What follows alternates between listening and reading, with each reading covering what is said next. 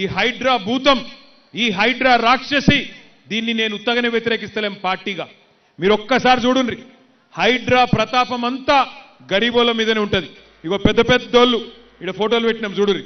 ఇగో ముఖ్యమంత్రి అన్న, ఈయన పేరు తిరుపతి రెడ్డి, దుర్గం చెరువులో ఇల్లు కట్టిండు, దుర్గం చెరువు శిఖంలో ఇల్లు కట్టిండు.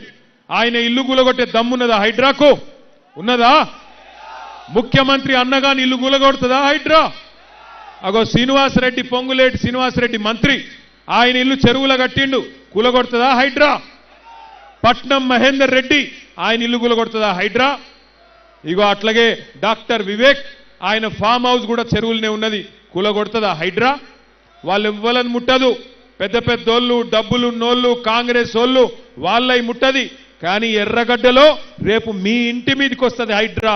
మీరు కాంగ్రెస్ కోటేస్తే ఇక మా ఇంటికి రండ్రి, నా ఏలుతోను నన్నే నా కంటినే పొడుచుండ్రి అన్నట్టుగా సిగ్నల్ ఇచ్చినట్టయితుంది, వాళ్ళకి ఇషారా ఇచ్చినట్టయితుంది. దయచేసి ఆలోచించండి. ఈ ఎన్నిక జరుగుతున్నది రెండే పార్టీలకు మధ్యన.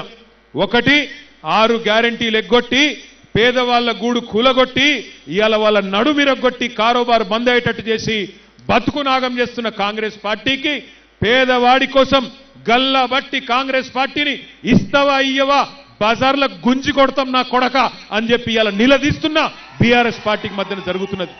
ఆలోచించండి.